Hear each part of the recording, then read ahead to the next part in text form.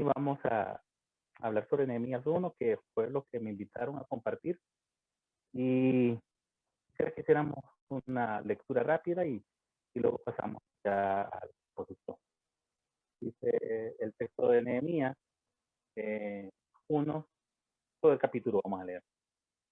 En la presentación, vamos a iniciar con este texto, ¿no? Que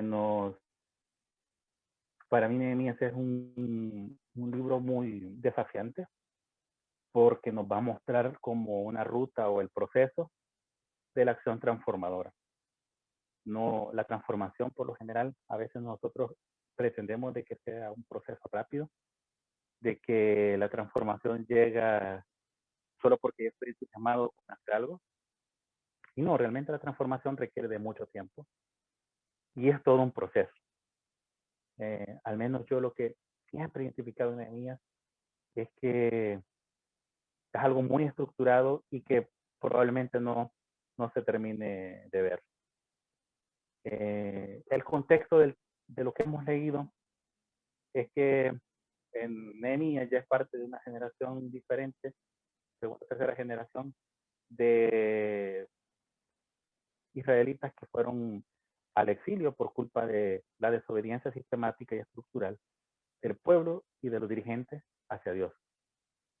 Y ustedes pueden ver ahí Jeremías 7:4-7, porque lo que Dios les reclamaba a ellos, lo que Dios les llamaba la atención, era de que fueran justos o practicaran justicia para con la viuda, para con el huérfano, para con el extranjero, para con el pobre.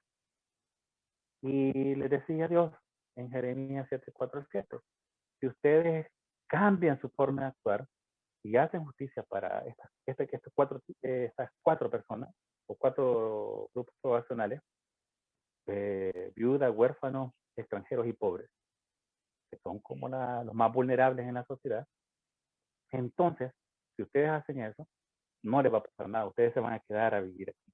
Pero si no, les enviaré al exilio. Esa es como la parte 1 del contexto. La parte 2 es ya cuando están en el exilio. En el exilio los israelitas sueñan con el establecimiento de una sociedad restaurada, que predomine la convivencia, la justicia y la paz. Va a procurar Nehemías en este texto. Primero, el exilio que marca la desobediencia y luego el exilio, o ya en el exilio, que plantea soñar con una sociedad. En la siguiente lámina ustedes podrán observar cuál es la ubicación temporal. Esto es interesante porque la transformación no son procesos que se dan de la noche a la mañana. De hecho, por eso son procesos. Y ustedes pueden observar cuándo inicia la reconstrucción y quién empezó. Zorobabel, luego pasa por Esdras y luego pasa por Nehemías. Y todos contribuyen, todos aportan y nos da esta sensación, la certeza de que las acciones que transforman no necesariamente son acciones que van a tener frutos de la noche a la mañana. Y no, aparte, no es que nosotros seamos una especie de caudillos o de mesías. Les comentaba de que en cuanto a la ubicación temporal de la reconstrucción de Jerusalén, podemos observar cómo un proceso de transformación no es dado solo por una persona, no es en un tiempo y ya vamos a ver frutos, sino de que es un proceso probablemente largo. Zorobabel, que es el que lo inicia, no vio a Nehemías terminar el proceso de la reconstrucción, pero es parte de esa historia. Él, en ese momento, él asume su responsabilidad, tal como después lo va a hacer Esdras, tal como después lo hace Nehemías. Es un proceso. Y en esto debemos nosotros de tener una claridad.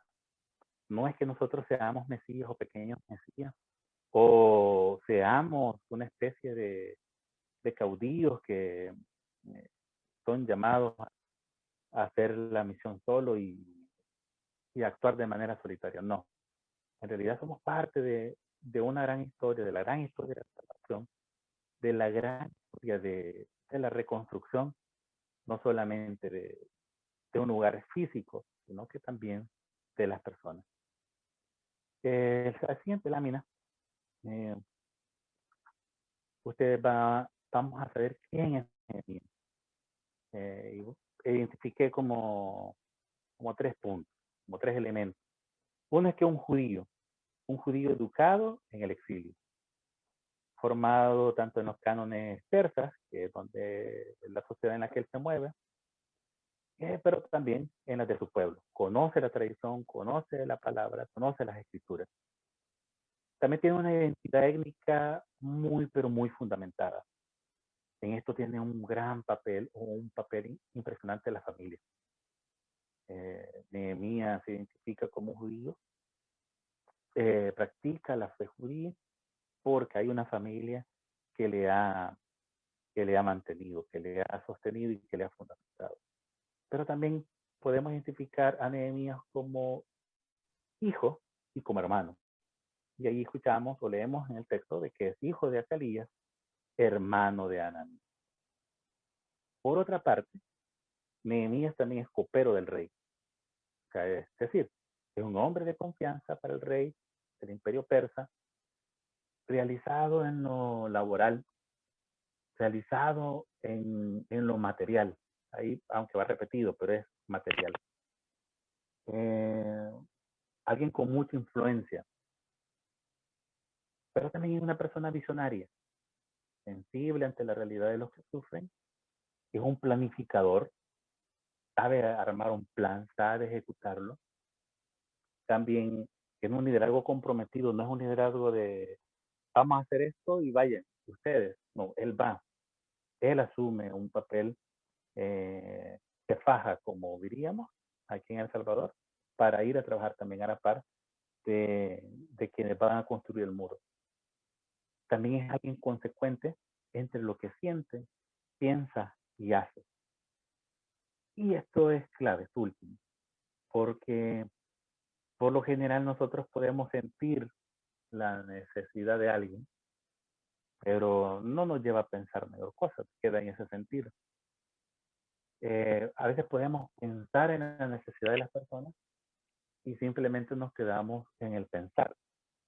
Alguien está sufriendo, esta zona, esta colonia es muy complicada, y se queda en el pensar. O de repente identificar cuáles son las causas que provocan que esta zona sea empobrecida, o haya sido empobrecida. O a veces nos quedamos solamente en el hacer. Es decir, hacemos actividades, hacemos activismo, pero no sentimos y tampoco pensamos sobre lo que estamos haciendo. Entonces, Nehemías no. Nehemías siente, piensa y hace. Y en todo esto, es clave entenderlo. Transformar implica dejar la comodidad. Nehemías tenía un buen puesto, estaba cómodo desde la actividad que realizaba y, sin embargo, lo deja todo y va. Aunque pareciera que ser copero no era algo tan importante, algunos autores sugieren que era la persona de más alta confianza de los reyes. Alguien que daba consejos y era escuchado. Y estamos hablando que esto no era un reino cualquiera, este era un imperio con un avance tecnológico militar fuera de lugar para el pueblo. Y ahí estaba él, en la del reino, en Susa. Estaba en la mejor ciudad del momento, una ciudad cosmopolita. Y estando ahí, camina hacia Jerusalén, que está en ruinas. Y esta forma va a ser interesante de ver cómo va a ser el camino de Nehemías, que va de esta ciudad cosmopolita a una ciudad en ruinas. Y lo hace con alegría, lo hace con entusiasmo y sobre todo creo que está respondiendo a un llamado que Dios mismo. La siguiente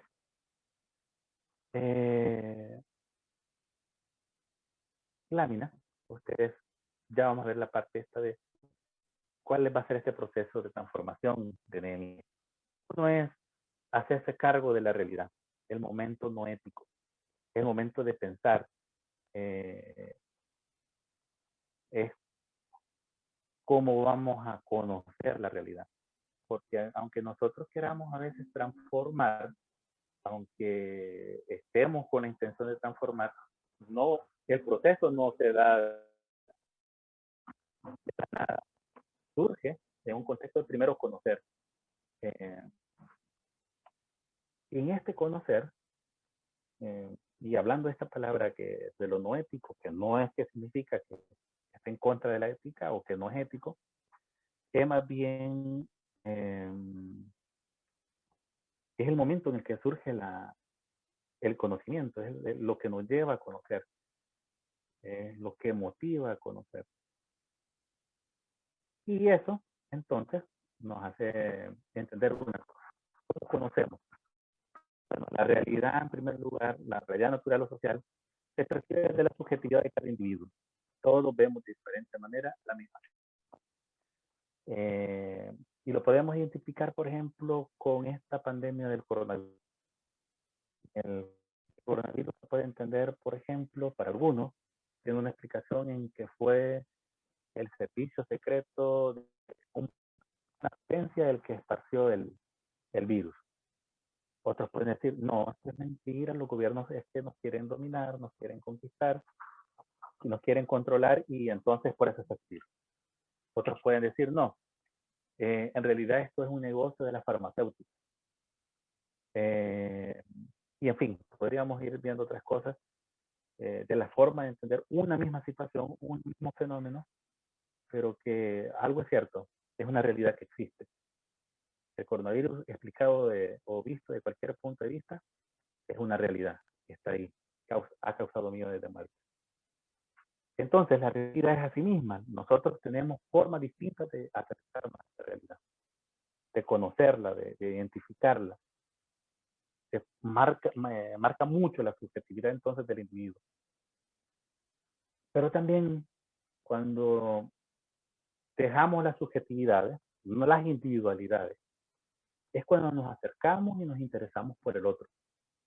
Esto implica despojarse de la individualidad y acercarnos a aquel al otro, al que es diferente, al que no cree como yo, al que no piensa como yo, al que está en una situación diferente a la mía,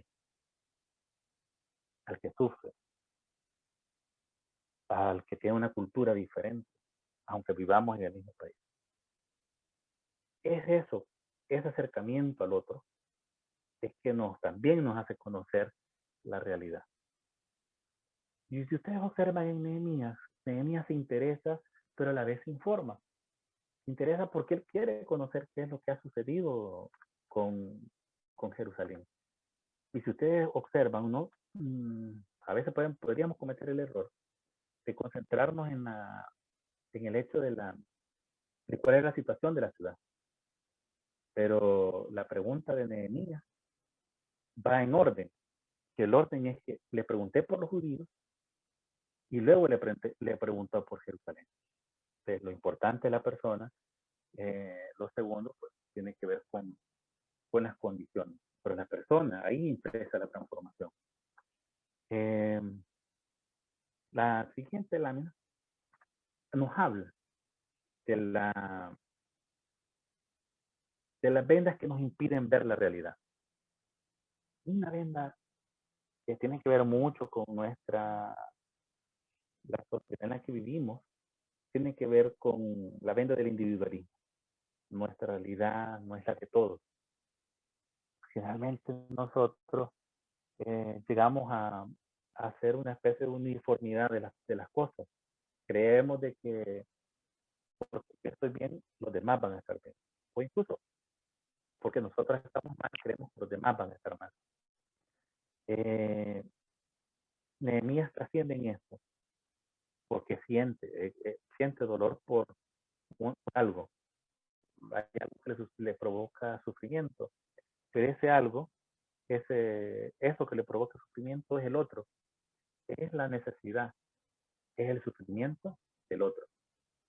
Entonces Nehemías hace un recorrido de lo individual a lo del yo al otro. Se identifica en él, se ve en él. Luego está la venda del consumismo. El sistema del mundo nos invita a disfrutar de sus placeres. De sus placeres entendiéndolo como eh, lo que nos ofrece lo material, carros, casa, la comodidad, el hecho de estar bien, asegurarse la vida, que no está mal, que no está mal. Pero la cosa es que esto nos vuelve competitivo, nos aleja del sufrimiento del otro, nos hace perder nuestra identidad. Nehemías tiene clara su identidad y eso es uno de los aprendizajes que debemos tomar de él. ¿Por qué digo esto? Porque Nehemías, como lo veíamos anteriormente, vivía bien. O sea, estaba en el reino, estaba en el palacio, en la capital del imperio. No le hacía falta nada. O sea, si es de dejar todo, de volverse loco, por decirlo así, e irse. Como quizás muchas veces nos han dicho a nosotros. O sea, ¿por qué estás dejando todo? O porque estudiaste y terminaste haciendo esto que no te remunera. Pero es que somos diferentes. Justo esta semana alguien me escribía para pedirme un consejo. Y era que estaba cambiando de trabajo, en la misma organización, cambiando de trabajo a otro puesto. Pero el puesto era un puesto en el que iba a ganar menos, que iba a tener menos jerarquía. Y algunas preguntas, explorando un poco su pensar, y la respuesta de esta persona era, la verdad es que somos diferentes. Ellos ven el dinero y yo veo el servicio, yo veo lo que puedo contribuir. Y eso es justamente lo que hace Nehemías. Él entiende que tiene ciertas facilidades, que tiene habilidades, y desde esas habilidades, desde esas facilidades, va y sirve. También hay que tener cuidado con la venta ideológica, porque esto nos da un falso fundamento, tanto para creer que la realidad es, la que vemos, la que nosotros entendemos, la parte de la subjetividad, y no debe ser transformada. Es decir, las cosas son como son, no hay mucho que hacer y las dejamos ahí. Por otra parte está el sobreactivismo, que también se puede entender desde lo ideológico. Llenarnos de tantas tareas, de tantas cosas que hacer, para al final, no terminar haciendo nada. Ante esto, hay que tener los ojos abiertos, ser sensibles para ver la realidad. El tercer punto en esto tiene que ver con que solo se transforma en lo que se conoce. Y aquí hay un juego interesante, que es lo que hace Nehemías. Pregunta para conocer, conoce para sentir, siente para actuar. Y podríamos quedarnos ahí, pero actúa para transformar. Y eso es lo que hace la diferencia entre el activismo con la acción transformadora. Es que nuestras acciones no solamente ayudan, reconfortan al otro, sino que también le ayudan a comprenderse, le ayuda a preguntarse, a cuestionarse y sobre esa realidad, no tanto para aliviarla, sino que para transformarla. Un segundo punto tiene que ver con cargar con la realidad. El momento ético es el hacernos cargo de esa realidad. Si ustedes observan en el texto que hemos leído, Nehemías lo primero que hace es dolerse. Cuando escucha entra en un profundo estado de dolor por lo que le han dicho, cómo están sus hermanos. Eh,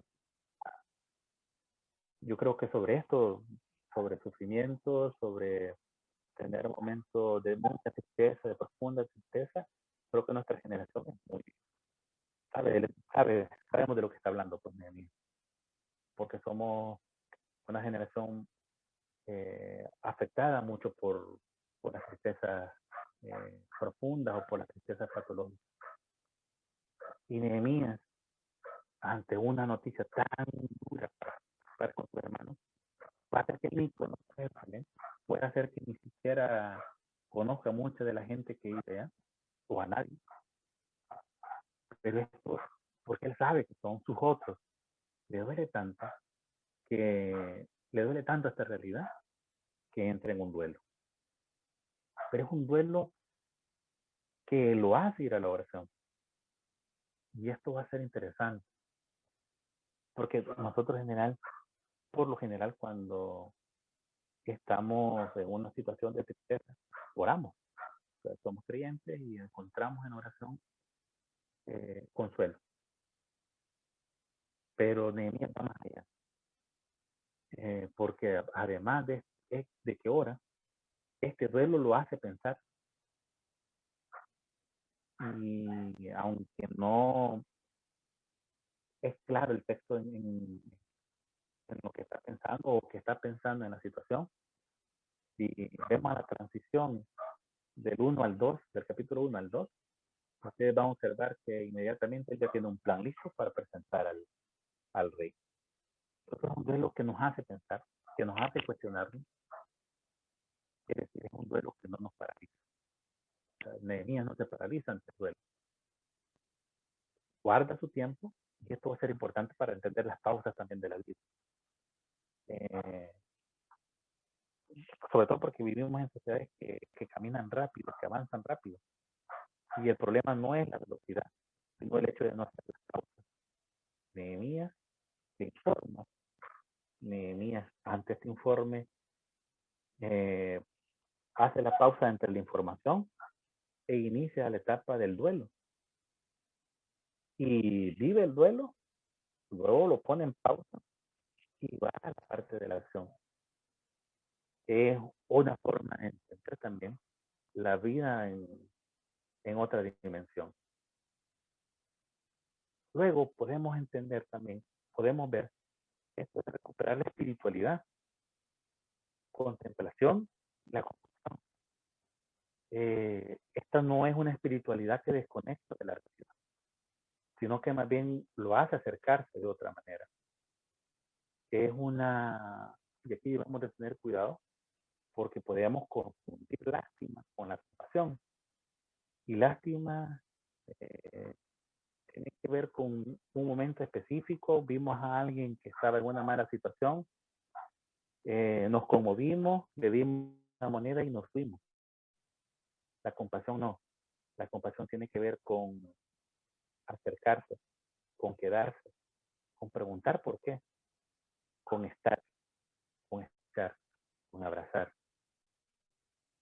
Y no solamente tiene que ver con ayudar al otro, sino que incluso ayudando al otro me estoy ayudando a mí mismo. Yo también estoy aprendiendo, yo también estoy siendo abrazado. Hay que tener claro entonces de que la espiritualidad de Nehemías es una espiritualidad que libra del activismo y que invita a la acción transformadora. No se queda en nada más dar, sino que va más allá y trata de transformar. Luego, debemos de asumir la responsabilidad ante la realidad. Nehemías es de la generación post-exilio, sin embargo, asume su responsabilidad histórica. Esto es claro, porque si recuerdan, una de las primeras láminas que mirábamos, el proceso de reconstrucción de Jerusalén inicia con Zorobabel, lo continúa Esdras, lo termina Nehemías. Es decir, cada quien en su momento específico. en, en el periodo de tiempo que le toca vivir, asume una responsabilidad para actuar, para hacer algo, para que los muros de Jerusalén sean reconstruidos, para que el templo sea reconstruido. Pero tiene que ver con momentos. Nosotros somos quizás la generación de fin de siglo, del siglo pasado, inicio del presente, que nos ha tocado vivir una pandemia, complicada, una pandemia mundial, en una era digital. Somos esta generación. Debemos de asumir desde estas condiciones, desde nuestras habilidades, desde nuestras facilidades, nuestra responsabilidad histórica para hacer misión. Por otra parte, aunque parece difícil de lograr la, la transformación, la esperanza en las promesas de Dios nos impulsan a trabajar por la transformación. Y fíjense, Susa de Jerusalén está larguísimo. El hombre, Nehemías es copero del rey. El hecho de, para poder ir tiene que pedir permiso porque no es alguien que se puede ir así nomás. Hace todo pareciera que es muy difícil, pues, de hacer cambios. Para cambiar la estructura, pues, pareciera que es imposible. Nehemías recuerda la promesa de Dios. La promesa de Dios es que si se arrepienten, Él los manda a recoger de donde quiera que estén. Y esa es la esperanza que mueve a Nehemías. Ese es el motor que hace que se mueva Nehemías. Parece que tenemos un Dios que hizo una promesa y que la va a cumplir. Creo que para nosotros hoy esto es clave, porque vivimos en un mundo con poca esperanza. Y es curioso porque con tanto avance en todas las áreas de la ciencia, en todo, pues, si somos una sociedad o somos una generación con pocas esperanzas. Pero algo tenemos nosotros, algo nos ha consolado a nosotros, algo nos ha dado vida a nosotros, que nos da esperanza, que nos hace entender que la muerte un día morirá, que la vida es plena, aunque las carencias frente a nosotros nos hagan verlo con poca esperanza. Pero ahí es donde Dios se mueve, en esas promesas. En esas promesas es que nosotros encontramos la vitalidad para transformar. Por otro lado, también asumir responsabilidad ante la realidad implica planificar para entonces actuar. Y este también va a ser clave en lo que va a ser Nehemías, porque no solamente es hacer por hacer, es lo que mirábamos también anteriormente, que siente, piensa y hace. Nehemías no solamente tiene la intención de ir a Jerusalén a reconstruir muros, a reconstruir identidad de pueblo, sino que hace un plan, planifica. Sabe que hace un listado de lo que va a necesitar. Va a necesitar árbol, va a necesitar madera, va a necesitar cartas, va a necesitar algunas personas de a caballo que le ayuden a hacer el camino de Jesús a Jerusalén. Planifica y entonces ejecuta. Por lo general nosotros primero actuamos y después planificamos. Nehemías nos dice, no, planifica y entonces actúa. Para ir ya acercándonos a los finales de esta exposición. El tercer punto tiene que ver con encargarse de la realidad. Es el momento práctico, que es lo que nos lleva entonces a la acción. Y el primer punto en esto es huéspedes versus colonizadores. Tanto el texto y un poco pensando en la labor que ustedes hacen o que hacemos ustedes en el Ministerio Múdate en específico, moviéndose a comunidades, nosotros en el Ministerio en el que yo sirvo, yendo a las universidades, debemos tener cuidado con esto. ¿Qué somos? ¿Somos colonizadores o somos huéspedes? El colonizador es porque su concepción y modo de vida por donde va, convencido de que su modelo es el ideal e intenta arrastrar a los demás hacia él. El huésped, por contrario, dialoga con la cultura que la acoge, valora otros modos de entender la vida y no absolutiza su perspectiva de progreso. El trabajo con personas suele ser de entrada siempre complicado. Y probablemente nosotros entendamos o creamos de que nuestra experiencia, nuestra concepción de vida es la que debe ser exportada, es la que debe ser como adoptada por otros. Y no, el colonizador no escucha, impone. El huésped llega, observa, conoce los metederos, identifica dónde están los problemas del muro, porque es lo que va a hacer Nehemías. Llega a Jerusalén y 3 días da vueltas en la noche, observa por dónde está más dañado el muro, se fija con el comportamiento de los israelitas. No llega de un solo a hablar, sino que va, se empapa de esa realidad, escucha esa realidad, entonces va a proponer el trabajar. Pero esto ya se debe entenderse que el huésped, no un colonizador, no porque viene de Susa, donde están todos los avances de ciencia y de fuerza, no solo por eso se siente con la vastedad para llegar a imponer.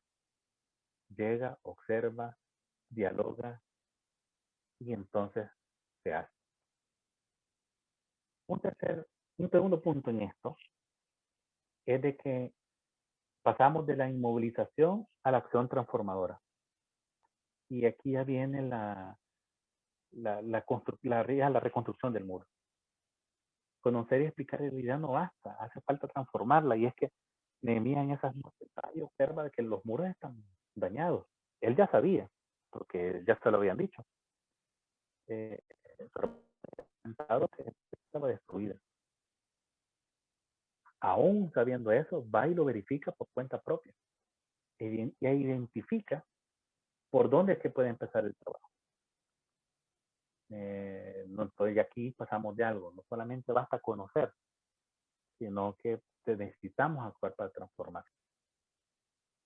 También no basta la reconstrucción o la construcción de la muralla, sino que la identidad del pueblo es base para construir la sociedad que viene. Podemos a veces caer en la tentación, o Nehemías pudo haber caído en la tentación, de creer de que su labor era nada más la reconstrucción de la muralla. Sin embargo, Nehemías, al par que va reconstruyendo el muro, está reconstruyendo un pueblo en identidad, en su fe, en su conducta ética. Es decir, la obra gris es buena, la construcción, la edificación es buena, claro, pero va a la par del trabajo con las personas.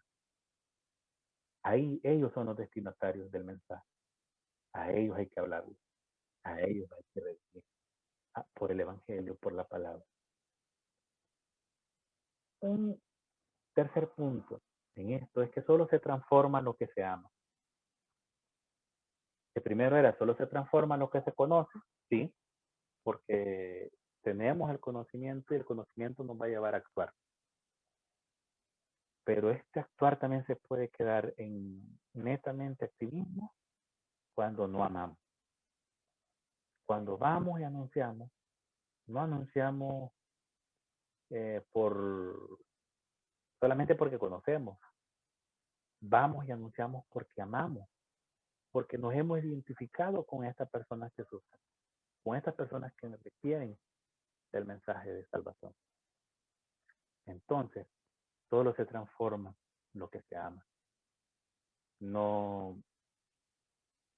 es todo un proceso, sí, pero también si no hay amor en ese proceso de transformación, tampoco hacemos nada. Y recapitulando, primero, conocemos, luego, y conocemos para hacernos cargo de la realidad. Cuando hemos conocido de la realidad, cargamos con la realidad para, por último, pasar a encargarnos de la realidad. Eso es lo que hace Nehemías en su proceso, en el texto que hemos leído. Se empapa, conoce, se encarga de la realidad. Luego carga con la realidad, porque le duele, le pesa, pasa por un momento de duelo y de tristeza, pero no se queda ahí, sino que pasa al tercer punto, es que es encargarse de esa realidad. Dios nos llama a que nos hagamos cargo de la realidad en la que estamos inmersos. Cada quien tendrá su llamado, no lo dudo. Pero ahí donde hemos recibido ese llamado, allí es donde debemos de actuar. Allí es donde debemos de poner en práctica esto que Nehemías nos enseñó esta tarde. Es desafiante. O sea, Nehemías siempre me desafía. Y yo lo entiendo también desde el hecho, si ustedes van al texto, se van a dar cuenta de que comienza a mencionar nombres de familias o de gente con algunos cargos en Israel, en Jerusalén, que comienzan a hacer su tramo del muro. Fulanito de tal va a ser el muro de tal sector. Este otro sector lo va a hacer fulanito, fulanito y fulanito. Eso mismo llega el desafío. Dios nos llama a hacer tramos de muro. Hagámoslo. Aceptemos esa invitación, aceptemos ese llamado. Pero vayamos y construyamos. Construyamos el tramo del muro que Dios nos ha llamado a construir.